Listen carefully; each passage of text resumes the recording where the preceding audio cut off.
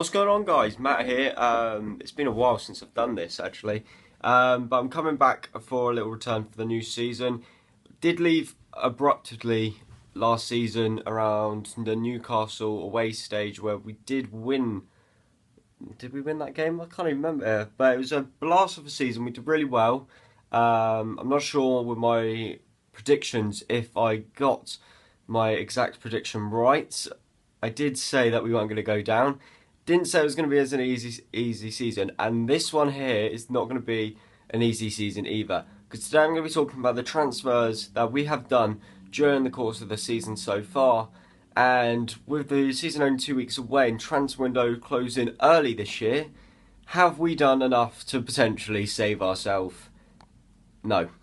Honestly, it's really going to be bad this season. You really need to bolster your squad enough each season to really compete. There are teams coming up bringing in incredible players. Wolves are the main priority example.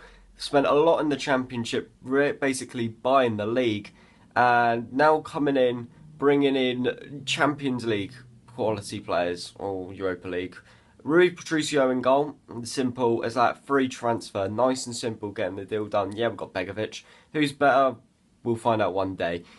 Then now they've brought in João Moutinho from Monaco for 5 million, absolute bargain right there. Seeing us buying players for around 12 million. Because the first player I'm going to talk about is David Brooks. David Brooks coming in from Sheffield United, but young talent is also what we always like. The Welshman has played for his country, not in the World Cup because Wales aren't that good and good enough for it, but he could be someone who really fights for his place in the team. Harry Arter not looking like he's going to be getting game time anytime soon. Surprised he hasn't left at the moment, or if there is any transfer dealings going on there.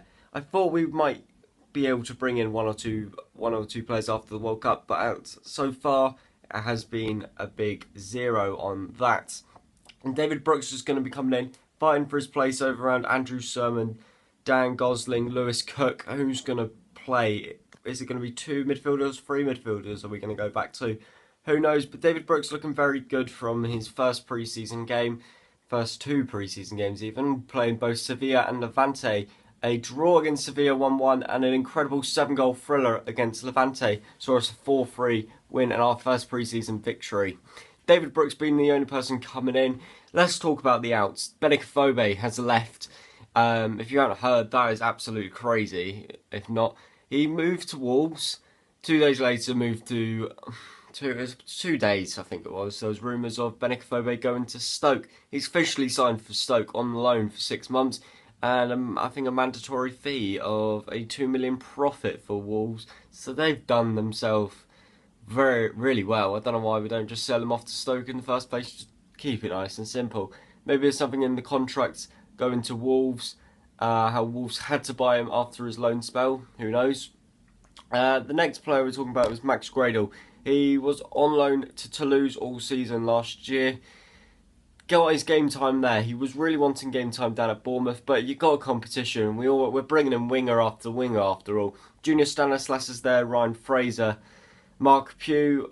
Pugh, I was thinking, is he going to be staying at the club? On our last home game of the season against Swansea, he's starting the game. This is going to be like his farewell. Got subbed off. Big clap, round of applause. And I was thinking that this is the last time I'm going to see Mark Pugh in a Bournemouth shirt at the Vitality. But no, he's pre-season once again. He appeared one or two times. Don't know how much game time he's going to get, but if any offer is going to come in for him, I feel like Mark Pugh will be on that list to say goodbye. Other transfer news wise, we're not really having many big sales going out there. Lewis Grabban's finally left to Nottingham Forest. About 6 million, absolutely crazy. I think we've made money out of that from the loan deals, the amount of loan deals he was on. I was like, please don't be a loan when I saw it, but luckily it weren't. And that's roughly about it on the outgoing.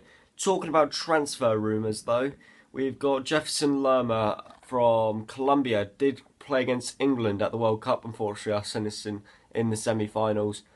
But yeah, Colombia looked like a really dirty side. Really trying to just foul after foul after foul. But that is something what we could use in a replacement for Harry Arter. As we know, Harry Arter is known to be quite a rough player and has picked up the odd yellow and red card every now and then in his previous Bournemouth career.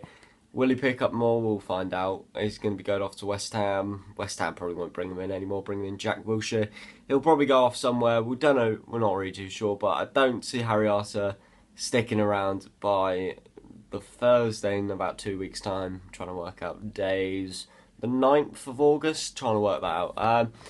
But yeah, Harry Arter on his way out. Jefferson Lerma would be able to bring in quality at centre mid if he's going to be coming in anymore because of David Brooks. David Brooks wanted to move here because the Bournemouth giving English and the UK players the most amount of game time in the whole of the Premier League last season. That's why it influenced him to come to Bournemouth.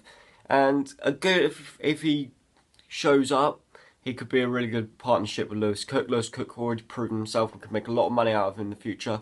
Don't know how long we're going to see him at Bournemouth for. Another great season, we could see him off to one of the top 6 sides.